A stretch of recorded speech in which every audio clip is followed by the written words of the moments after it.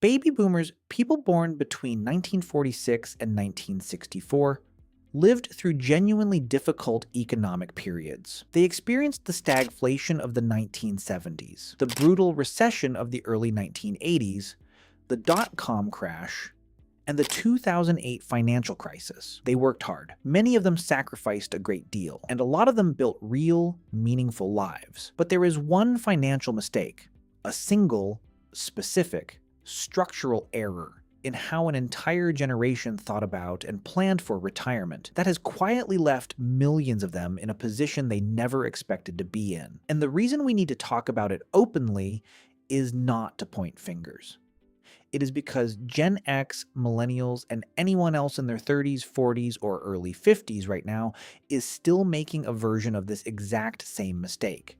And if you do not see it clearly, you will not be able to stop yourself from repeating it. So let's talk about it. The one financial mistake that defined the boomer generation's crisis is this. They spent their peak earning years consuming instead of compounding. And in many cases, they did it with the full encouragement of the economy, the banks, and the cultural moment they were living in. Here's the context that makes this make sense. The baby boomer generation came of age financially during the greatest sustained economic expansion in American history. From roughly the mid-1950s through the late 1990s, wages grew.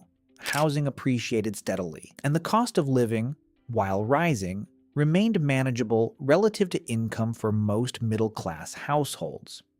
In that environment, spending felt rational. Upgrading the house felt rational.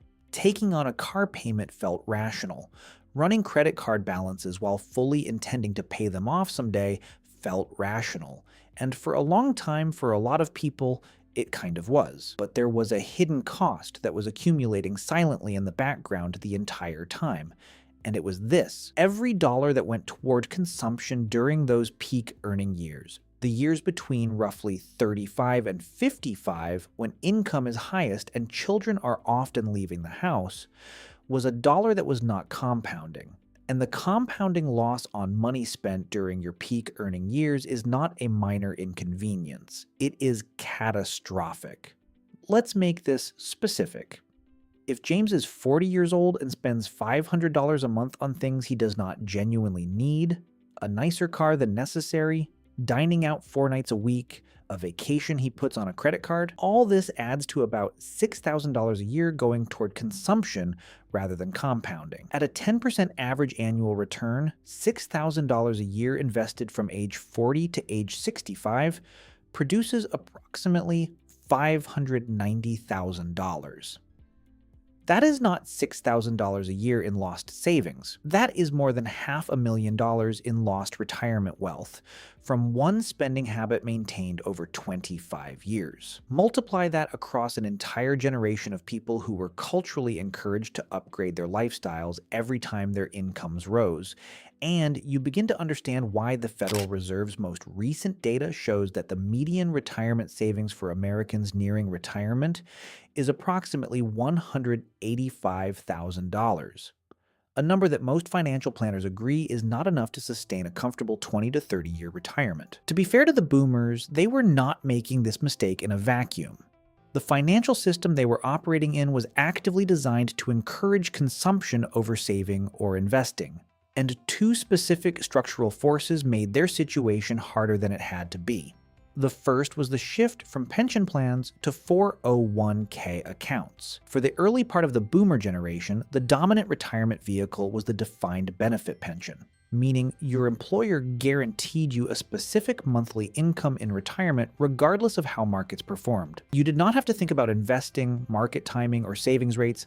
The pension was automatic, and the employer bore the risk. But beginning in the late 1970s and accelerating through the 1980s and 1990s, American corporations began quietly phasing out pension plans and replacing them with defined contribution plans like the 401k, which shifted the burden of saving, investing, and managing risk entirely onto the employee. For a generation that had never been taught to invest, had no framework for managing market volatility, and was receiving no mandatory employer contribution.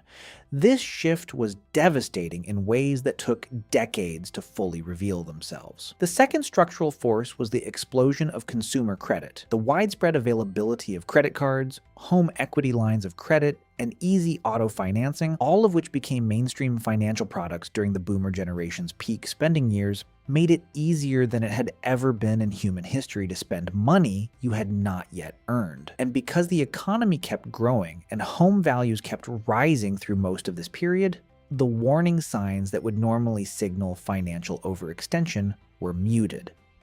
The bill, for many, did not come due until retirement was already close enough to see. If you are in your 30s or 40s right now, you are either in or approaching your peak earning years.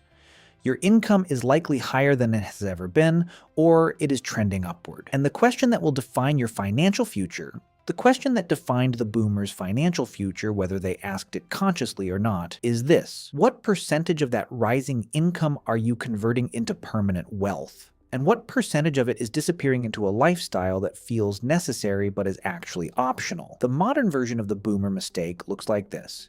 It looks like leasing a car instead of buying a reliable used one and investing the difference. It looks like carrying a credit card balance at 24% interest while contributing only the minimum to a 401k. It looks like upgrading to a larger house every time the family income increases, stretching the mortgage to the absolute limit of what the bank will approve. It looks like spending every bonus as it arrives rather than treating it as an accelerator and boost to your retirement. None of these decisions feel like mistakes in the moment.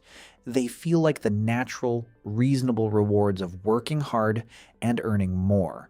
That is exactly how they felt to an entire generation of boomers who are now retiring with $185,000 and wondering where the decades went. The boomers did not fail because they were lazy or irresponsible or foolish. They failed in many cases because nobody clearly explained to them what the peak earning years were actually for, and because a system built around consumer spending was far more interested in their money than their future. You have something they did not always have: a clear picture of what happens when you spend the compounding years instead of using them. That picture is sitting in the retirement accounts of millions of people right now, and it is one of the most instructive financial lessons a generation has ever provided.